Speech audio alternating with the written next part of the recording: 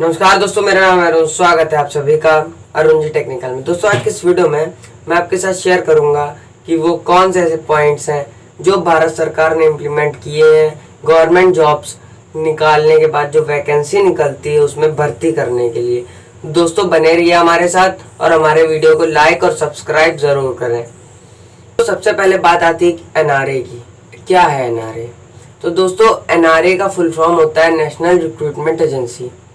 यानी मान लीजिए पहले कोई गवर्नमेंट जॉब निकली है बैंकिंग सेक्टर से, तो कई सारी गवर्नमेंट जॉब्स होती हैं, जैसे बैंकिंग सेक्टर में भी हो सकती है, रेलवे में भी हो सकती है, पुलिस में भी हो सकती है, एसएससी में हो सकती है। बहुत सारी ऐसी जॉब्स हैं जिनके लिए अलग अलग पहले एजेंसियां हुआ करती थी। सब लोग अपना पेपर खुद करवाते थी और उन हिसाब से गवर्नमेंट जॉब्स के लिए सिलेक्शन लेती थी। लेकिन अभी हाल ही में 19 अगस्त 2020 को कैबिनेट के मंत्री श्री प्रकाश जावड़ेकर उन्होंने अपनी रिपोर्ट में बताया कि अब ज़्यादातर एजेंसियों का गठन होना शुरू हो जाएगा। दोस्तों, एक ऐसी एजेंसी का गठन होगा, एक ऐसी संस्था का गठन किया जाएगा जो कि सारे गवर्नमेंट जॉब्स होंगे, जितने भी गवर्नमेंट जॉब्स होंगे उनकी भर्ती वो आयोग करेगा, जिसका नाम है राष्ट्रीय भर्ती आयोग, नेशनल रिक्रूटमेंट एजेंसी। पहले क्या हुआ करता था? पहले सबके लिए अलग होते थे। रेलवे सेक्टर का अलग, बैंकिंग सेक्टर का अलग, एसएससी का अलग, पुलिस का अलग, काफ़ी सारे सब अलग अलग हुआ करते थे। लेकिन चूंकि देश आत्मनिर्भर भारत की ओर बढ़ रहा है, तो ये भारत सरकार की एक अनूठा कदम है जिसे हमें पूरी तरीके से सहयोग करना चाहिए। हाँ, तो दोस्तों अब बात करते हैं सीईटी की। सीईटी क्या है? सीईटी मीन्स होता है common entrance test. Common entrance test का मतलब, मान लीजिए आपको एसएससी की एग्ज़ाम देना है, तो एसएससी का एग्ज़ाम की आप प्रिपरेशन कर रहे हैं, तो अगर आप एसएससी एग्ज़ाम में जब बैठेंगे, एक तरीके से टेस्ट में बैठेंगे, तो टेस्ट के मार्क्स तीनों के लिए काउंटेबल हो जाएंगे। यानी रेलवे के लिए भी वही काउंटेबल होंगे मार्क्स, एसएससी के लिए भी वही काउंटेबल होंगे, बैंकिंग सेक्टर के लिए भी वही काउंटेबल होंगे। आपकी रैंक्स और आपके कट ऑफ्स के हिसाब से आपको एसएससी की पोस्ट मिल सकती है, आपको बैंकिंग की पोस्ट मिल सकती है और आपको रेलवे की पोस्ट मिल सकती है। तो आपको सिर्फ एक एग्ज़ाम देना पड़ेगा। पहले क्या हुआ करता था, अगर आपको रेलवे में जाना है तो रेलवे का एग्ज़ाम दीजिए, रेलवे स्टाफ सिलेक्शन बोर्ड होता है, तो उसका एग्ज़ाम देंगे तब आपका होगा। और अगर आपको एसएससी की तरफ जाना है तो आपको एसएससी का एग्ज़ाम देना पड़ता है। अगर आपको बैंकिंग की तरफ जाना है तो बैंकिंग का एग्ज़ाम देना होता है। और कई लोग होते हैं जो तीनों के एग्ज़ाम देते हैं कि किसी ना किसी में मेरा सिलेक्शन हो जाए, तो उनको उतनी फीस उसको देनी पड़ती है।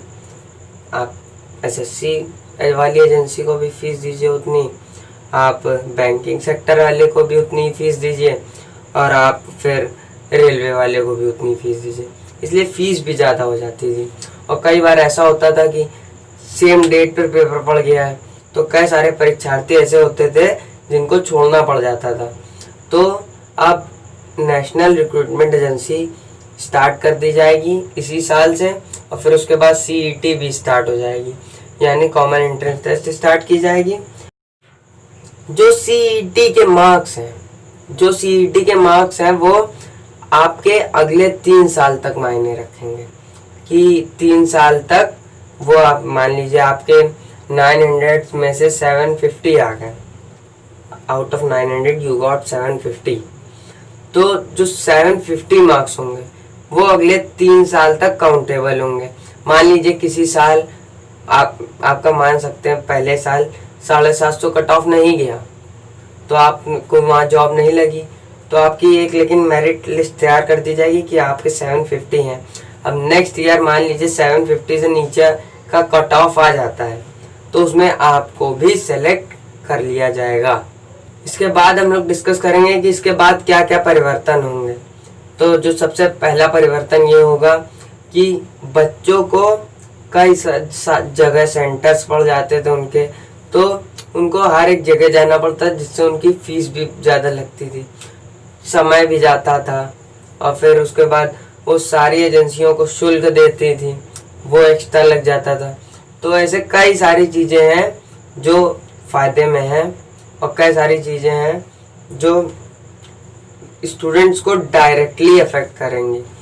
तो दोस्तों थोड़ी सी बात मैं और करता हूँ कि जो कैबिनेट है, कैबिनेट ने अभी 19 अगस्त को जब ये CET का लॉन्च करा तो उन्होंने कहा कि हमारे देश में तकरीबन 750 ज़िले हैं। तो उन्होंने कहा प्रत्येक ज़िले में एटलीस्ट एक सेंटर CET का जो एग्ज़ाम होगा उसके लिए बनाया ही जाएगा। यानी अब किसी भी जो एस्पिरेंट है गवर्नमेंट जॉब का, गवर्नमेंट जॉब जिसको चाहिए, वो अपने ही जनपद में रह के, अपने एक डिस्ट्रिक्ट में रह के वो एग्ज़ाम दे सकता है, जिससे रुपए की भी बचत होगी और काफ़ी सारी चीज़ें बचेंगी। दोस्तों अब इस कवायद के क्या क्या फ़ायदे हैं ये मैं आपको बताता हूँ।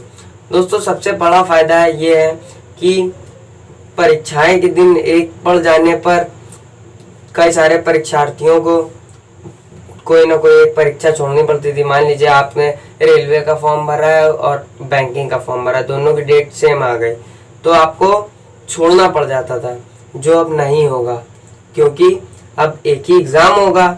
उसके कट ऑफ के हिसाब से या तो आपको बैंकिंग सेक्टर में भेजा जाएगा तो आपको रेलवे सेक्टर में भेजा जाएगा। दोस्तों CET है, CET साल में 2 बार अरेंज होगी, यानी हर एक साल में, हर एक 6 महीने में आपको एक कॉमन एलिजिबिलिटी टेस्ट होगा। उस टेस्ट के हिसाब से गवर्नमेंट जॉब की भर्तियां ली जाए। एक ही परीक्षा के लिए आप सभी को शुल्क भी भरना होगा कि बस एक परीक्षा के लिए मैंने शुल्क दे दिया, मेरा उसी में बैंकिंग में भी हो सकता है वही, और वही रेलवे में भी लग सकता है, और वही SSC में भी लग सकता है। फिलहाल अभी गवर्नमेंट ने इन 3 एजेंसियों को मिला दिया है, SSC वाली और बैंकिंग सेक्टर वाली और रेलवे सेक्टर वाली, इसलिए मैं इनको बार बार बोल रहा हूँ। दोस्तों और जो अभी बची हैं, अभी 20 और को मिला के एक नेशनल रिक्रूटमेंट एजेंसी का पूरा बॉन्ड बनाना है। रिजल्ट आने में भी कमी आएगी। जैसे आप पहले देखते थे कि बैंकिंग सेक्टर के हैं तो 1.5 लाख एस्पिरेंट मान लीजिए, और वही 1.5 लाख एस्पिरेंट में से 75,000 70,000 इधर भी हैं। तो कई सारे फेज में कई सारे एग्जाम्स की कॉपी चेक होती थी, जिनसे रिजल्ट्स आने में 12 से 18 मंथ्स लग जाते थे, जो अब नहीं होगा। बहुत जल्दी कॉपी चेक होंगी, इसलिए रिजल्ट जल्दी आएगा। यानी स्पीड में सारा काम हो रहा है, सारा काम स्पीड में हो रहा है। इसी के साथ कैबिनेट ने राज्यों को भी सुझाव दिया है कि आप भी इस तरह की प्रणाली को अपना सकते हैं। ये प्रणाली काफ़ी सुखद प्रणाली है। इसी के साथ मैं आप सभी से विदा लेना चाहूँगा। जय हिंद, जय भारत।